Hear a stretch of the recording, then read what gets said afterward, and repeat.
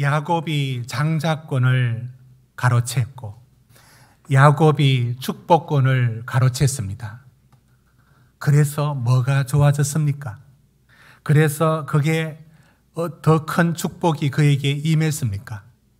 그는 하나님의 시간과 하나님의 방법을 신뢰하지 못하고 리브가도 야곱도 이삭도 모두가 그 하나님의 뜻 앞에 온전한 순종의 길을 걷지 못하고 결국 만들어낸 일은 에서가 야곱을 이놈 두고 보자라고 하며 이런 가정에 불화만 일어났을 뿐입니다.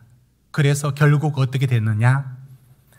야곱하고 에서는 함께 쌍둥이로 태어났지만 더 이상 살 수 없는 불화했고 미워하고 이러다가 집에 일 날 것 같아서 리브가가 야곱을 자기 고향, 어머니 고향 그 밧단 아람으로 보내게 됩니다. 얼마나 먼냐면 850km나 되는, 그러니까 이스라엘의 팔레스타인의 남쪽을 부엘세바라 부르는데 있는데 거기서부터 위로 가서 850km나 걸어가야 되니까 한 달이나 먼 길을 걸어서 가야 합니다. 자, 그 가는 여정을 오늘 본문에 담고 있습니다. 그 가는 여정, 야곱이 가게 되었습니다. 여러분, 그가 가는 길 10절 말씀 한번 보십시오. 야곱이 브엘세바에서 떠나 하란으로 향하여 가더니, 여러분, 이 길은 어떤 길입니까? 야곱의 이 길은 사업을 하러 가는 것도 아니고 유목을 하러 가는 것도 아니고 여행을 하러 가는 것도 아니고, 이 길은 사실은 형태는 그 28장 1절에 이삭이 야곱 보고 내가 그랬던 것처럼 너도 그 아람 족속 있는 그 밧단 아람 너희 어머니 고향에 가서 거기서 배우자를 만나서 결혼해라 라고, 그렇게 명분은 그런 식으로 결혼을 이제 그쪽 사람들과 만나서 해라 라는 거로 보내는 것 같지만 실제 내용은 왜 가는지 우리는 알고 있잖아요. 왜 갑니까? 에서한테 미움을 받아서 에서가 두고 보자 이러다가 사고 날 것 같아서 도망가는 겁니다. 지금 야곱은 도망가듯 피신하는 겁니다. 그가 가는 길, 그가 이제 한 80km 정도 갔을 때 어떠한 곳에 머물러서 자리를 하고 눕게 됩니다. 여러분 11절 말씀을 우리 같이 한번 읽어봅시다. 11절입니다. 시작. 한 곳에 이르러 해가 진지라 거기서 유숙하려고 그곳에 한 돌을 가져다가 베개로 삼고 거기에 누워 자더니, 여러분이 지금 야곱이 되었다고 봅시다. 여러분, 야곱이 되어서 해가 저물어 어두워졌습니다. 돌을 베개 삼아 누웠습니다. 그리고 눈을 감았습니다. 여러분은 어떤 기분이 들까요? 여러분이 야곱이라면 어떤 기분이 들까요? 어떤 감정이 그 속에서 소용돌이 치고 있을까요? 야곱, 형으로부터 팥죽으로 장자권을 빼앗는 세상의 그런 기상천외한 방법을 동원해서라도 자기의 뜻을 이루었던 야곱. 염소 가족, 물론 리브가 어머니가 그렇게 하라 했지만 염소 가족 덮어쓰고 아버지한테 몰래, 눈 어두운 아버지한테 고개 내밀고 들어가서 대신 축복을 가로챘던 야곱. 야곱은 이런 사람이었어요. 내가 원하면 어떻게든 이뤄내는 치밀한 사람이었고 언제나 이기적인 사람이었죠. 지는 꼴은 절대 못 보는 사람. 바로 그 야곱이 지금은 내일은 어떻게 될지 모르는 막막한 마음, 불안과 두려움과, 그리고 사실은 그 집을 떠날 때 쫓기는 그 기분, 그 형으로부터 부모로부터, 그때 그런 내용들을 안고 눈을 지그시 감았을 때 어떤 생각과 어떤 생각이 만들어내는 감정이 야곱을 만들었을까요? 하늘의 별은 쏟아질 듯이 많았겠죠. 그러나 거기엔 풀벌레 소리가 들렸을 테고 바람 소리가 들렸을 테고 중요한 건 주위에 아무도 없다는 것. 그리고 홀로 누웠습니다. 그랬을 때 그 자리에 누웠을 때만 비로소 떠오르는 생각과 감정이란 게 있습니다. 여러분, 우리는 평소에 감정을 이렇게 묵혀두고 살아갑니다. 그런데 언젠가는 한 번씩 그 감정들이 요동을 칠 때가 있습니다. 저는 최근에 특세하면서 새벽 시간에 잠 시간이 좀 바뀌어지면서 좀 늦게 자고 또 그렇게 돼버렸습니다. 그래서 KBS FM 클래식 음악을 틀어놓고 자버립니다. 근데 한 번은 그 음악이 온통 제 기분과 감정을 소용돌이치면서 왜 그런지 알 수 없는 어떤 그리움이라 할까? 그런 감정을 제가 막 절제할 수 없는 그 소용돌이치는 감정을 느꼈습니다. 내 안에 이런 감정들이 이렇게 있었다는 게 저는 놀랐습니다. 이게 꼭꼭 묻어둔 어떤 감정들이 그 음악에 의해서 그냥 터져 나오는 거예요. 야곱이 그랬을 겁니다. 모든 건 내 힘으로 다 할 수 있었던 야곱이 이제 아무것도 할 수 없는, 그리고 가듯 그 먼 길, 850km, 거의 한 달을 걸어가야 되는 그 먼 길을 걸어가고 있는 야곱이 누웠을 때, 그때 가장 가난한 마음, 가장 고독하고 외로운 마음, 그때 하나님이 나타나시죠. 하나님이 그때 야곱에게 말씀한 건 아니에요.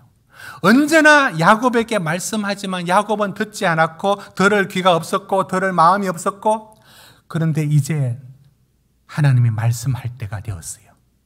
왜? 그는 이제 자기 속에 있었던 모든 생각들, 한편으로는 나 이제 어떻게 살지라는 두려움 때문에 건들면 왈칵 눈물이 쏟아질 듯한 마음과 내 힘으로는 아무것도 안 되네 하면서 허탈한 웃음이 섞일, 울어야 될지 웃어야 될지 그런 마음이 들었는 야곱에게 하나님 바로 그 타이밍에 야곱에게 찾아왔습니다. 아무것도 못하는 그 자리 말입니다. 그리고 하나님께서 야곱에게 보여주신 첫 장면은 이겁니다. 여러분 12절 말씀 한번 봅시다. 12절을 우리 같이 읽습니다. 시작. 꿈에 본적 사닥다리가 땅 위에 서 있는데 그 꼭대기가 하늘에 닿았고, 또 본적 하나님의 사자들이 그 위에서 오르락내리락 하고. 꿈에 여러분 사다리를 타고 있는 꿈을 꿔본 적 있습니까? 저는 어렸을 때 이런 꿈을 많이 꾼 것 같아요. 사다리를 탔는데 오늘 천사가 오르락내리락 하는 그런 꿈을 꾼 적은 없는데, 사다리에 올라갔는데 이 사다리가 굉장히 높은데 이렇게 넘어지는 겁니다. 이렇게 넘어지는데, 넘어지는 느낌을 꿈속에서 그대로 가지면서 그 밑에 이렇게 바위도 있고, 그런데 꿈속에 사다리를 타고 올라갔는데 넘어지는 꿈들, 그게 이제 어른들은 키가 큰다고 그런다, 이렇게 얘기를 들었습니다. 여러분은 꿈에 사다리를 타고 오르락내리락 그런 비슷한 꿈을 꾼 적이 있습니까? 꿈이란 부분들이 하나님이 우리에게 나타나는 방식으로도 등장합니다. 그런데 야곱에게 그 꿈이란 것은 무슨 의미입니까? 야곱이 누워있는 그곳에 사다리가 있습니다. 사다리가 이렇게 생겼는지 어떻게 생겼는지, 아무튼 분명히 사다리는 발을 밟고 올라가는 위와 아래가 연결된 것, 거기에 천사가 오르락내리락 했다는 말은 그게 뭘 의미하겠습니까? 자기가 있는 그곳에 여러분 12절 보십시오. 사다리가 어디까지 닿았느냐면 하늘에 닿아 있고요. 밑은 땅에 닿아 있습니다. 자기가 누워있는 바로 그곳에서 말입니다. 이게 무엇인지 알게 되죠. 이게 무엇입니까? 내가 있는 이곳에 하나님이 지금 내려다보고 있다. 내가 있는 이 자리가 하나님 없는 막막한 곳이 아니라 하나님과 직접 연결되어 있는 이곳이었다. 이걸 조금 있다 이제 그가 놀라게 될 겁니다. 이걸 보여줍니다. 여러분, 하나님 야곱에게 왜 이 꿈을 첫 컷으로 보여줬을까요? 왜 이 영상을 보여줬을까요?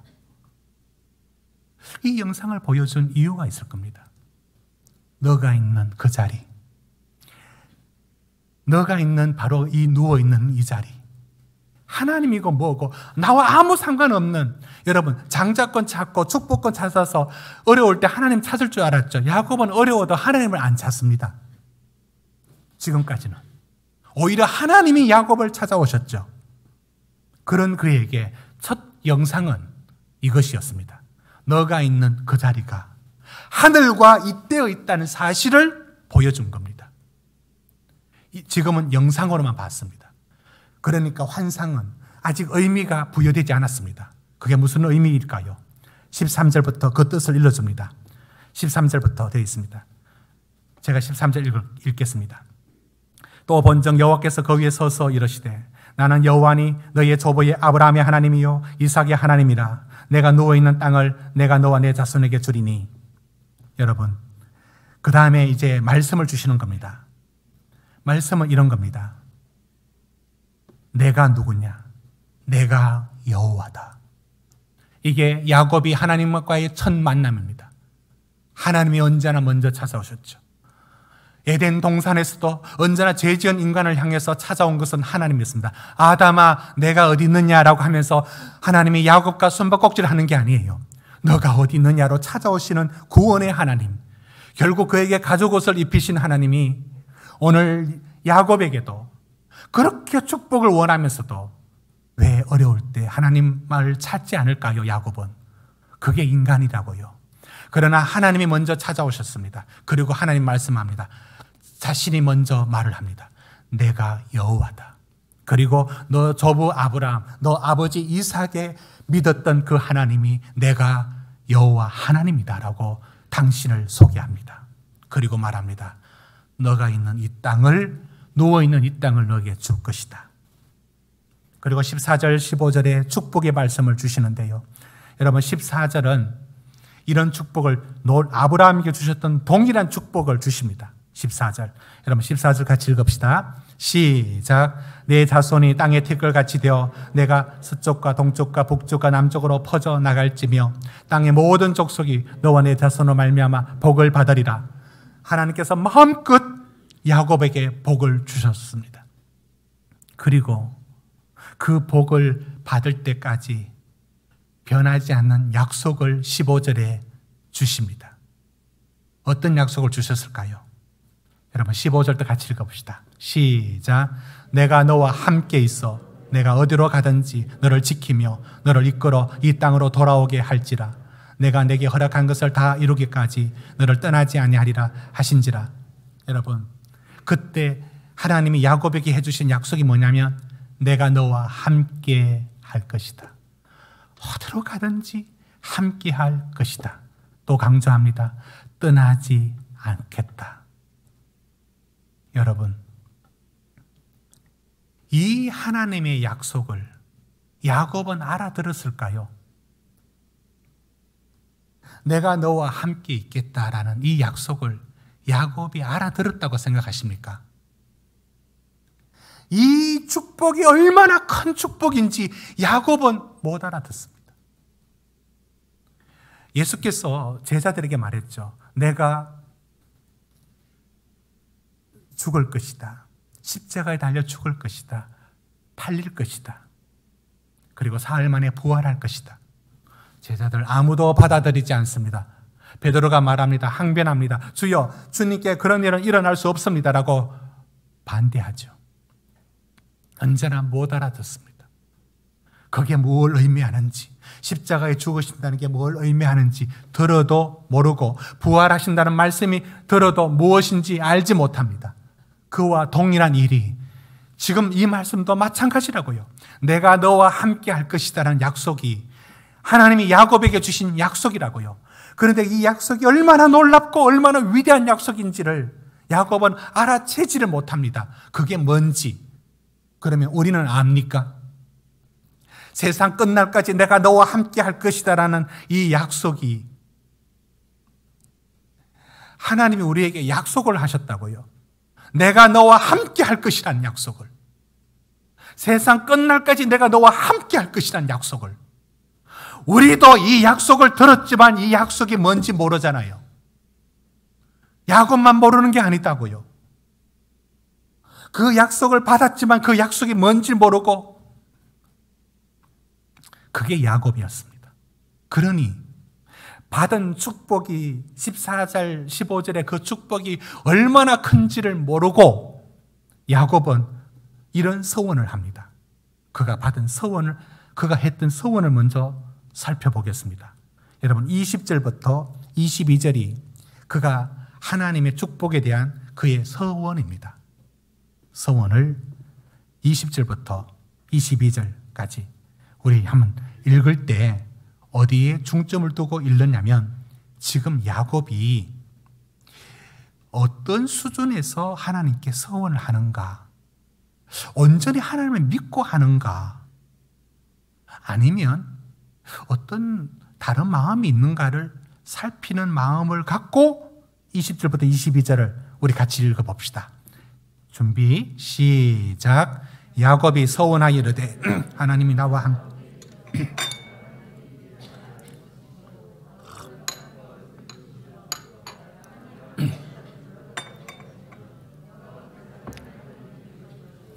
내가 기둥으로 세운 이 돌이 하나님의 집이 될 것이요 하나님께서 내게 주신 모든 것에서 10분의 1을 내가 반드시 하나님께 드리겠나이다 하였더라.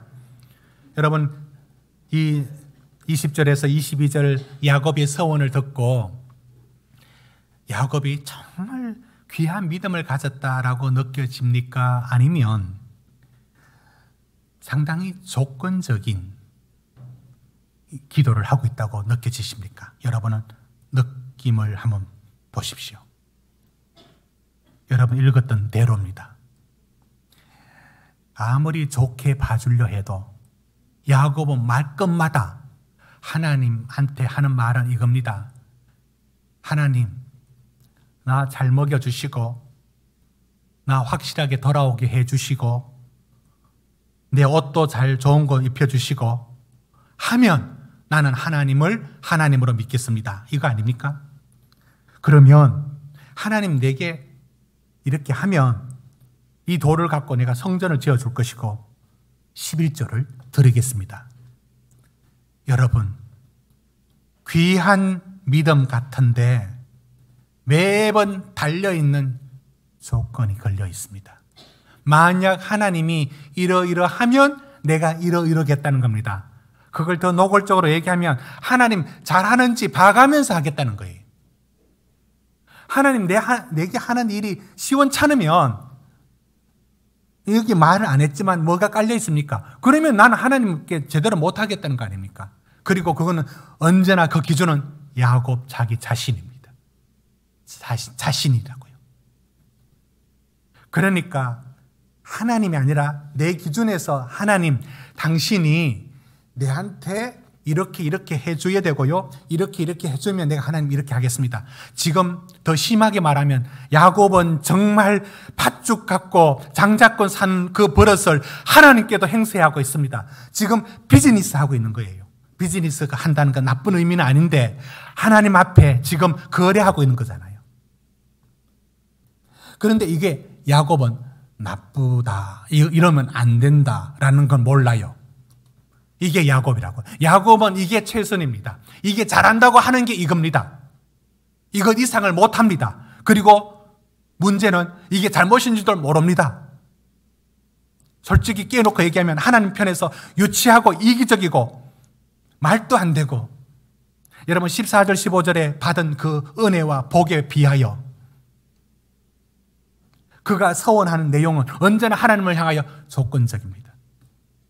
이게 야곱이라고요. 야곱의 수준이 이 정도입니다. 그런데 몰라요.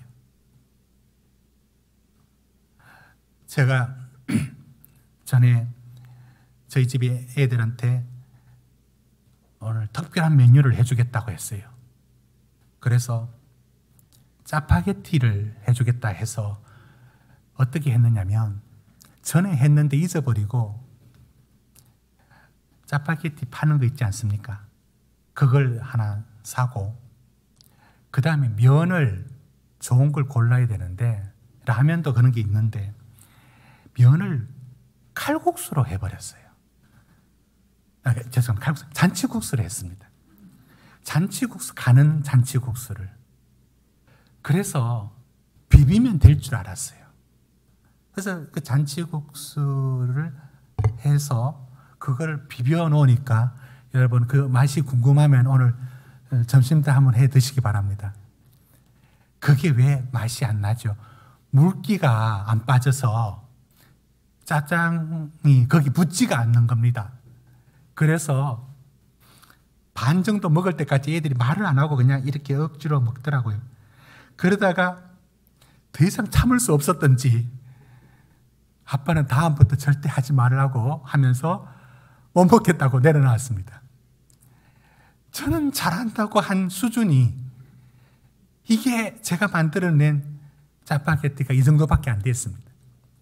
다시는 정말 맛이 없었어요. 그래 놓고는 저는 끝까지 이게 너희들이 지금 앞에 먹었으니까 배가 불러서 그렇지 실제는 맛있는 거라고 이렇게 자꾸 내가 지기 싫어서 말은 했지만 제 수준이 짜파게티 수준이 그 정도였어요. 저는 야곱이 제가 만들었던 이 짜파게티를 만들었던 서원을 그에 비유하고 싶습니다. 한다고 한 게 요 모양입니다. 그런데 그게 뭐가 잘못인지도 몰라요. 물론 이 부분을 다 나쁘게 볼 수는 없습니다. 그가 야곱으로서는 최선을 다한 거라고요. 그런데 항상 깔려 있는 게 뭐냐면 하나님 잘하면 봐가면서 나도 하겠다는 겁니다. 그리고 언제나 자기 중심이었죠. 하나님은 이런 야곱을 받아줍니다. 이런 유치한 것, 이렇게 잘라내지 않고 정말 이기적이고 정말 자기밖에 모르는 이 야곱이 하는 방식으로 하나님을 대하고 있는 이 야곱을 하나님은 자르지 않고 교정시키지 않고 있는 그대로 받아줍니다. 그 수준이 밖에 안 되니까 어쩌면 야곱이 너무 우리와 닮았다는 것을 성경 읽을 때마다 부인하기 힘듭니다. 우리는 우리식으로 하나님을 믿어요. 놀랍도록 죽었다 깨어나도 우리는 우리식으로 하나님을 믿어요. 하나님 무슨 말을 해도 소용없어요. 우리는 우리식으로만. 이게 야곱이고 우리입니다. 그런데 하나님이 이를 받아주죠. 다 받아주죠. 그 야곱, 이런 서원을 한 이후에 야곱의 삶이란 것은 하나님 앞에 못난 것 투성입니다. 하나님을 찾지 않습니다. 자기 마음대로입니다. 언제나 자기 위주로 살아갑니다. 이런 야곱을 하나님이 버리시지 않습니다. 끝까지 품어주시죠. 여러분, 착각하면 안 되는 게 있습니다. 야곱은 아마 착각했을 겁니다. 22절 갖고 하나님, 내가 꼬박꼬박 10분의 1을 반드시 하나님께 드리겠나이다. 자, 드렸다고 봅시다. 11절을 드렸습니다. 야곱은 생각할 겁니다. 나 하나님께 할 거 다 했어. 나 다 한다니까. 하나님 하는 것에 비해서 내가 훨씬 많이 하고 있어. 이 엄청난 착각을 아십니까? 그가 하나님의 은혜로 살고 있다는 것, 그가 하나님의 보호하심 속에 놓여 있다는 것, 그가 받은 약속이 하나님 앞에 얼마나 크고 놀라운지를, 그런 것은 깨닫지도 못하고 알지도 못하고 내가 10의 1조를 드리겠다, 그리고 드리면서 늘 생각할 겁니다. 난 대단해. 난 이 정도 하나님께 할 건 했다고. 이런 착각이, 이런 야곱이 곧 우리는 아닌지요. 그런 이후에 야곱의 삶이란 것은 방탕하고 자기 마음대로 살아가며 언제나 자기 중심으로 살아갑니다. 하나님은 이런 야곱의 인생을 받아주죠. 전에 한번 말씀드렸는데요. 경북대 김두식 교수님이 책 제목이 불편해도 괜찮아 라는 책을 내었습니다. 그 책을 쓰게 된 배경을 서론에서 뭐라고 하느냐면, 자기 딸이 아빠가 하는 모든 말을 다 거절하고 반대하고 대항하고 따지고 아빠를 안 본다는 거예요. 그 저놈이 언제 저렇게 천리들까 하다가 무슨 말을 하느냐면, 이게 욕인데요. 우리 하면 안 되는데 제가 인용하는 겁니다. 지랄 총량의 법칙이라는 말을 합니다. 지랄 총량의 법칙이 뭐냐면, 지랄 다 떨어야 끝이 난다는 거예요. 막으면 안 되고, 저 때는 저렇게 노도록 가만 놔두라는 거예요. 그거 다 해야지, 안 하면 나중에라도 뭘 뜬답니다. 그러니까 실컷, 이 말을 자꾸 안 써야 되는데, 이걸 하도록 놔두라는 거예요. 그 총량은 변함이 없대요. 그러니까 지금 다 쏟아내든지 나중에 뒤늦게 쏟아내든지 그게 뭐 차이가 날 뿐, 속에 있는 그건 다 떨도록 놔두라는 거예요. 그러면서 지랄 총량의 법칙이라고 했는데요. 하나님께서 야곱을 이렇게 서원을 하지만 야곱이 서원대로 살지 않습니다. 아니, 서원 자체도 하나님 앞에 조건적이죠. 한마디로 말하면 야곱은 자기 마음대로 무슨 총량 법칙 그대로 다 떨고 삽니다. 하나님 받아주시죠. 또 받아주십니다. 여러분, 우리가 착각해서 안 될 게 바로 이겁니다. 우리는 꼭 야곱처럼 산다고요. 하나님께 서원했고 나 하나님께 할 거 다 한대요. 부족함 없이 한대요. 얼마나 철이 없고 얼마나 유치하고 얼마나 이기적인지를 자기 자신은 모릅니다. 우리가 모르듯이 야곱도 몰랐고, 그런 온갖 헛짓을 말하죠. 욕하지 말고 내가 헛짓을 말해서 온갖 헛짓을 다 떨도록 하나님 놔두십니다. 탕자가 살아계신 아버지를 두고 재산을 달라 하죠. 이건 엄청난 모욕이었죠. 그런 아버지 다 압니다. 어떻게 될지 다 압니다.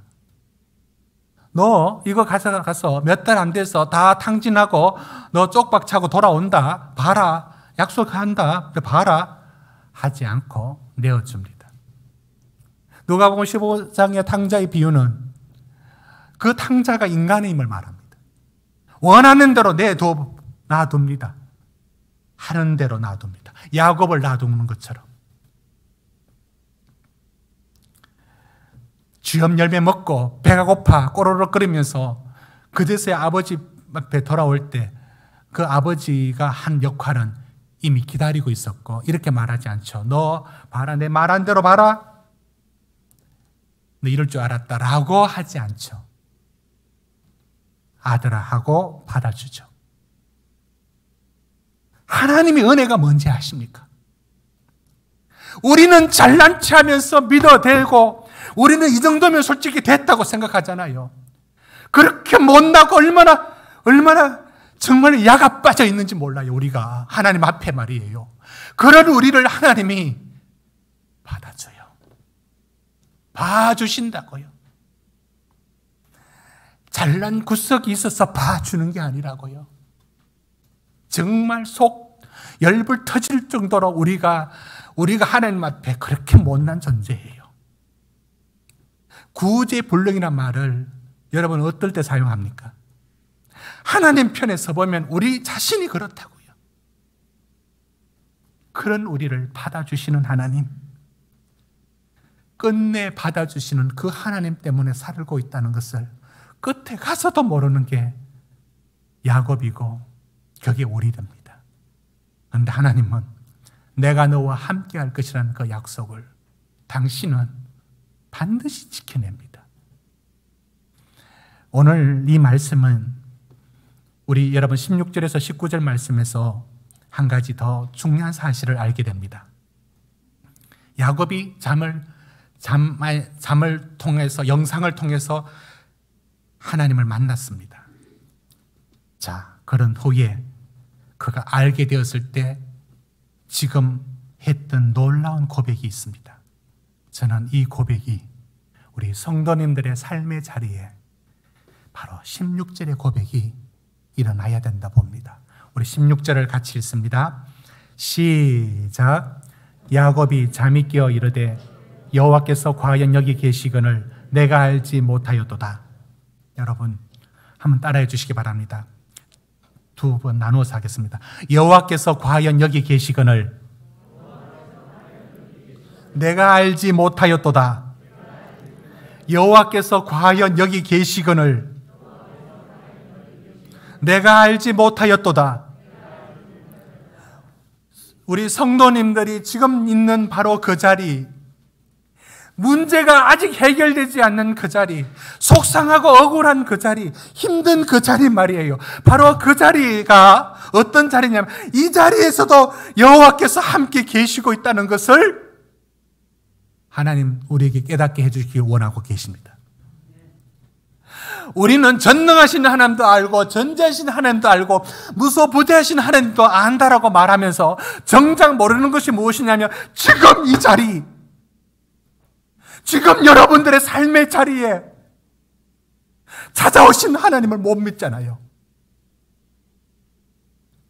하나님이 사닥다리의 영상을 통하여서 그 꿈을 통하여서 야곱에게 뭘 보여주시느냐면 네가 있는 그 자리가 내가 보는 그 자리고 너가 힘들어하고 그 외로워 누워있는 그 자리가 내 다 알고 있는 그 자리인 걸 일러주는 게 하늘에서 땅으로 연결되어 있고 내가 지켜보고 있고 13절에 보면 그 하나님이 앉아 계신 게 아니라 서 계시다라고 하는 바로 그 자리. 언제나 우리가 못 보는 부분들이 이거 아닙니까? 왜 우리는 이럴까요? 왜 우리는 이 정도일까요? 저는 제 자신에게 호소하고 있는 겁니다. 왜 우리는 이 정도밖에 안 될까요? 지금의 문제 앞에서는 그 하나님을 왜 못 보느냐고요? 하나님, 야곱이 놀란 거 그거였어요. 어떻게 여기에 하나님이 계실 수 있느냐고. 어떻게 여기에 계실 수 있느냐고. 사랑하는 성도 여러분,